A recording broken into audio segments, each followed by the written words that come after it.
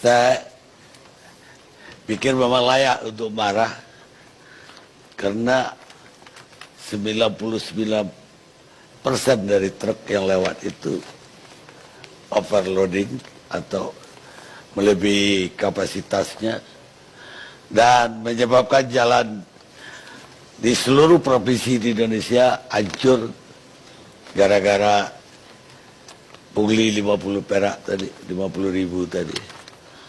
50.000 tapi kalau dijumlah ya jadi banyak juga. Silakan Pak Ganjar Pranowo, apa yang terjadi di daerah Bapak? Sebenarnya kami mendapat aduan dari masyarakat. Saya buka satu kanal untuk komplain. Ada SMS, ada call center, ada sosial media, ada berbasis website. Semua saya sebar. Itu masukan masyarakat. Dan pada saat itu saya 2 minggu saya intai, lalu saya kumpulkan, saya sampaikan, tolong yang di tempat-tempat layanan publik berhenti ya begitu. Dan setelah itu saya jalan, biasanya setiap Rabu Kamis saya jalan keliling begitu, mampir mendadak. Dan itu nemunya. Itu nemu kira-kira saya baru belum 1 tahun jadi gubernur. Dan hari ini tahun ketiga, 4 hari sebelum Pak Presiden ke Kementerian Perhubungan, kita menemukan di Samsat yang kedua tadi. Cek fisik, bayar 50.000. Saya tidak menghitung berikutnya, tapi saya tanya dinas pendapatan saya, sehari ada berapa? 7.800, silakan dikalikan. Per hari. Lalu saya telepon Kapolda, karena ini pelakunya dari kepolisian, pagi harinya Dirlantas mengeluarkan perintah, hari kedua setelah itu, semua dari Samsat yang di Jawa Tengah sudah menggunakan seragam, tidak ada pungutan. Saya cek melalui sosial media. Pak, sekarang sudah lumayan. Di tempat saya masih ada 1, masih ada 2, dalam waktu 2 hari. Tinggal kita mengkondisikan situasi yang ada di situ. Saya mau tunjukkan. Saya baru 3 tahun lebih berapa bulan jadi gubernur. Kurang lebih ada 505 aduan ke saya. Itu media yang saya pakai. Satu, Twitter. Yang kedua, berbasis website di Laporgub, di jatengprof.go.id. Lalu ada SMS Center, ada Facebook, ada Instagram. 2016 sampai dengan bulan Oktober, aduan tertinggi Samsat. Dan itu terkait dengan belangko, cek fisik, ya. Terus kemudian KTP, kalau mau mau balik nama. Kalau nggak ada KTP pasti nembak, karena lebih cepat. Yang kedua, jembatan timbang. Masih ada, karena ini proses untuk diserahkan kepada pusat. Dan rata-rata mereka sudah kita cek. Ketika kita hajar yang ada di jembatan timbang, petugasnya selesai. Mulai membaik. Modus berikutnya adalah, truk-truk ini kalau dalam aturan 300 meter ada barisan, maka 301 dia boleh bebas. Maka biasanya mendekati maghrib, mereka berkumpul di satu titik, terus kalau alasannya maghriban, soal itu keluar bareng-bareng, maka 300 meter. Lalu dia dibebaskan. Nanti yang punglinya tidak berseragam. Tidak, sudah ganti orang. Preman, dia di sana. Apakah ini berkorelasi? Ketemulah di Brebes, suatu ketika ternyata ini berkorelasi. Setelah dia ngambil, disetorkan. Nah, disetorkan pada temannya, yang bosnya di jembatan timbang ini sudah tobat. Jadi dilaporkan pada saya, kita copot. Ini yang terjadi. Sampai dengan Oktober 2016. 43 aduan di Samsat, 42 di jembatan timbang. Terus kemudian aduan yang paling banyak masuk ke saya, ini banyak instansi. Satu kependudukan, soal KTP yang tidak kunjung selesai, karena memang Kementerian Dalam Negeri hari ini belum mengadakan dan terlambat. Maka kemungkinan baru November, baru bisa ada KTP baru. Belangko KTP. Jadi ini problem. Dan sudah saya cek di Kementerian Keuangan, sudah saya cek, mudah-mudahan semuanya mendengarkan para pemirsa televisi ini. Lalu berikutnya ada 34 aduan di kepolisian, ini biasanya berkaitan dengan SIM, Pak. Tapi kalau sudah disikat mudah-mudahan oke. Tapi rakyat ini butuh Pak, alamat Pak Boy. Kalau hari ini Pak saya ngurus SIM tidak jelas, SKCK tidak jelas, di Samsat cek fisik tidak jelas, ini dari pihak kepolisian. Kira-kira saya mengadunya kemana agar kami berwibawa dan tidak takut? Tidak takut, Pak. Nanti kami lapor ditakut-takuti, malah kami ditangkap macam-macam. Kalau hari ini kita bisa menempelkan, hari ini kita sikat pungli, kalau ada yang melawan di sini. Itu oke. Saya masih punya problem besar di samping jalan rusak, lingkungan rusak. Galian C.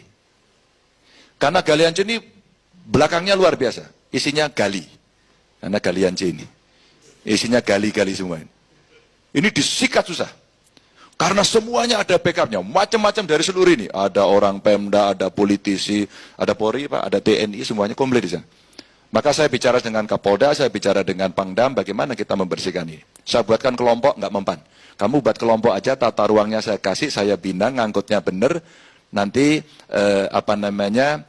kamu saya sahkan. Nggak mau. Lebih enak yang haram karena nggak bayar pajak, nggak bayar ngapa-ngapain. Nah itu baru saya telisik sekarang. Saya tanya rumor yang berkembang di jalan, sehari dia bisa store pada petugas yang melindungi itu 100 juta. Ini agak lumayan, memang bisnis ini menggiurkan. Lalu ada pendidikan dan ada desa kelurahan, biasanya ini laporan-laporan yang seperti itu. Kalau hari ini kita bicara yang gede dan yang kecil, Pak Laude, enggak Pak, kalau Bapak ke daerah urusan rakyat itu yang kecil ini. Kami minta surat diperas, alasannya pungli. Tadi pagi saya talkshow, ada pungli yang baik hati di desa. Pak, saya minta surat berapa? Karena saya nggak enak, Pak. Saya kasih 50.000. Dia bilang, jangan banyak-banyak, Bu, 10.000 aja.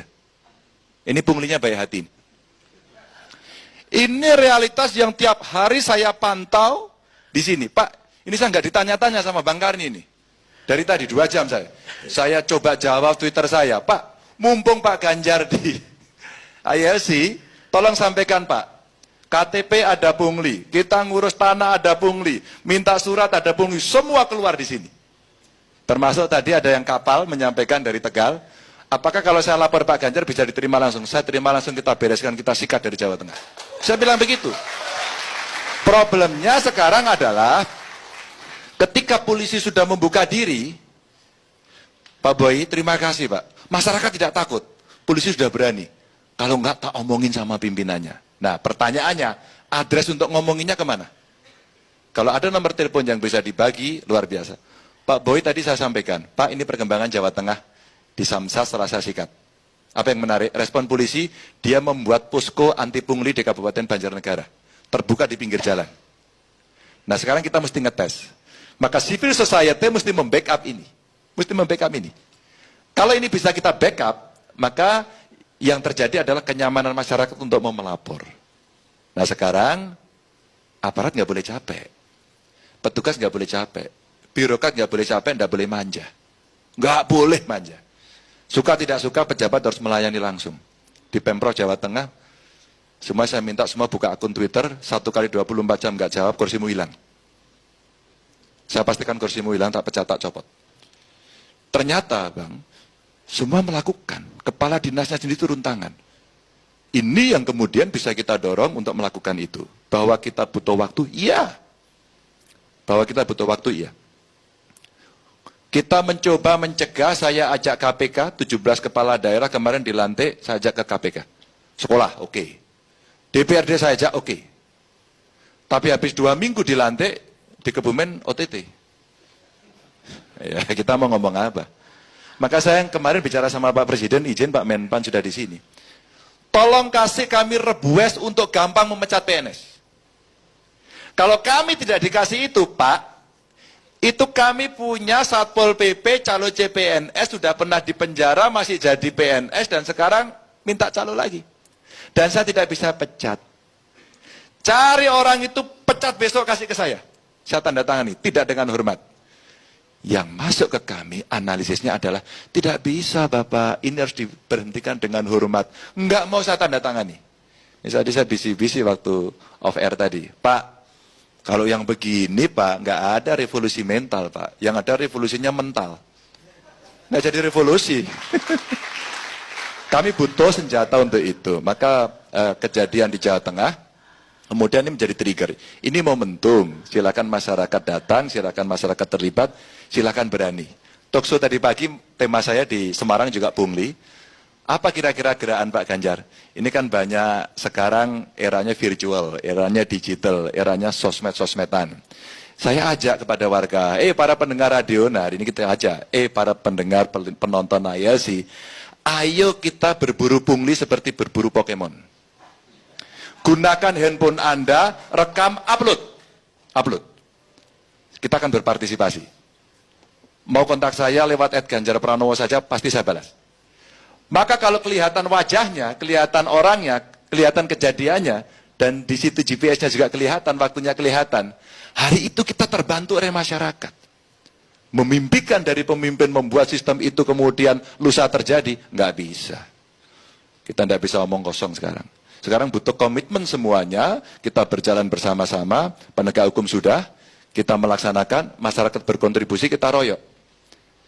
Kalau enggak, ya dibuat kejutan. Kejutan yang saya lihat di YouTube saja, mohon maaf, masyarakat sudah berani melawan polisi. Direkam, ditonton, dilihatkan sama orang gitu kan, nanti Anda saya laporkan. Keberanian ini adalah modal untuk revolusi. Kalau masih takut-takut, revolusi nggak terjadi. Masa mau revolusi buat panitia? Nggak bisa.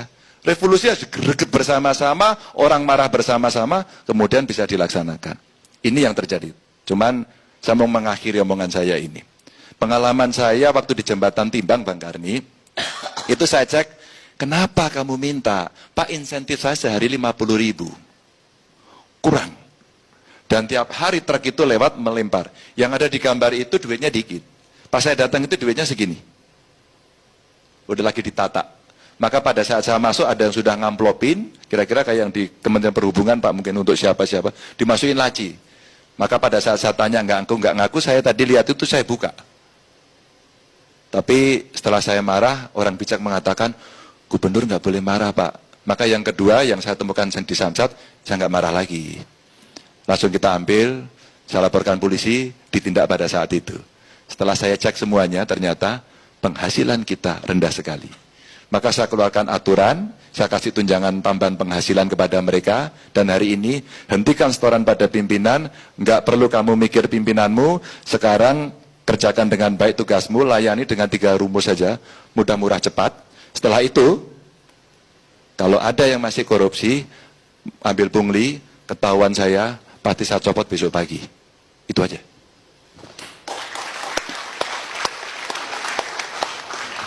Luar biasa. Gubernur Jawa Tengah. Patasan rambutnya semakin putih. Kalau semir hitam takut kayak Bang Karni. Ya kita.